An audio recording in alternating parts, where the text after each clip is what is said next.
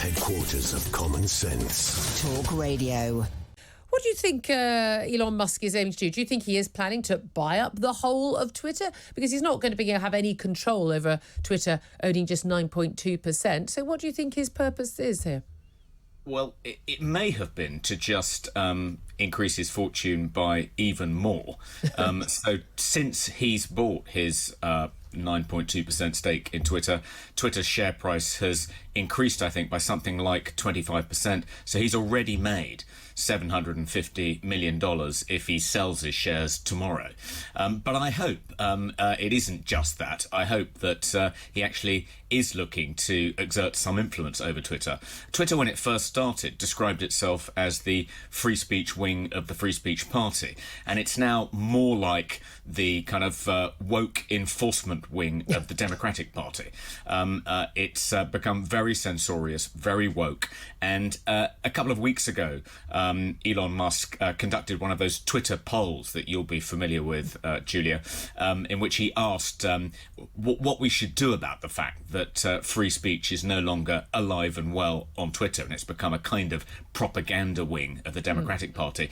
And the most popular response was, buy the company. So he did. I like the idea he could just do that. I did not see his Twitter poll because I'm blocked by Elon Musk. Now, I'm perfectly happy for Elon Musk to block anyone he wants to, but I do find it interesting when people who talk a lot about free speech are very keen on block. Only people I block are people who are abusive or frankly, really just don't stop the sort of incessant 10 tweets to me a day. I tweeted, I thought a perfectly reasonable tweet quite some time ago. We remember the cave rescue in Thailand of the young boys, and Elon Musk calling one of the heroic British cave rescuers a pedo with no evidence whatsoever, an outrageous slur against him. And when he won the court case, so apparently I wrote, it's just fine and not remotely defamatory for Elon Musk to call a heroic British cave rescuer a pedo. So I guess that means all of us can now tweet that Elon Musk is a pedo and he'd be just fine with it, right? Now, not calling him a pedo. I don't go around giving slurs like that against people without any evidence. I have no evidence to believe that is the case in either of these men's cases. But it's a bit rich for someone to talk about freedom of speech if he doesn't even take perfectly reasonable criticism like that, block somebody. I mean, he clearly when people often talk about freedom of speech, what they mean is freedom of people who agree with me. Yeah, I often get called out for blocking people on Twitter because I am, after all, the General Secretary of the Free Speech Union. Yeah. But I don't think stopping people, refusing to listen to what certain people are saying constitutes a breach of their free speech. Oh no, you can mute people. Like turning off the telly. I mean, no, exactly. No, it's different. I think it's different. I think you can mute on social media. Those who are not on it, you can mute someone, so you don't ever have to hear from them. That's fine, but you don't stop other people seeing what you've said. I still don't think that's a breach of free speech. Okay. But I think broadly, this is probably good news, Julia.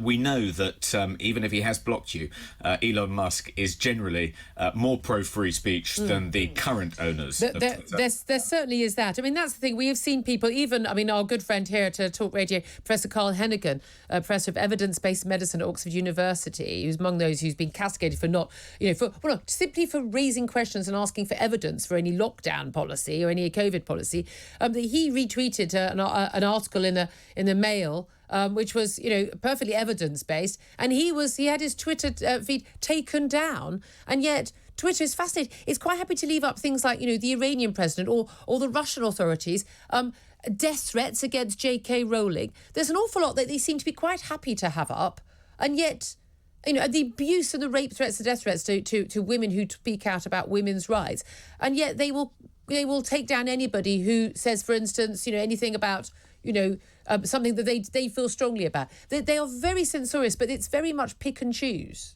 Yeah, I mean, the most egregious example, I don't think, is permanently banning Donald Trump, but not the Taliban, though that is obviously... Trump was banned for inciting violence. Apparently, that's more heinous in the eyes of the Twitter authorities than actually committing violence. But no, I think the most egregious example was Twitter suspending the account of the New York Post when it was reporting about the Biden laptop story on the eve of the US presidential election. A story which was true.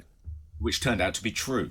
Yeah, so truth is no defence as far as the Twitter overlords are concerned, but one hopes that if Elon Musk succeeds in taking it over, and I can't believe he'd invest $3 billion if he didn't have at least some hope of exerting some control in due course over the platform, one hopes that it would become a lot less censorious, a lot more tolerant of a wider range of opinion. Indeed, and it is now the public square in that sense, in terms of people's ability to get knowledge and to share their own views as well. Good talk. Hot talk. Bold talk. Talk radio. Listen on your smart speaker. Watch it live on your smart TV. The world headquarters of common sense. Talk Radio.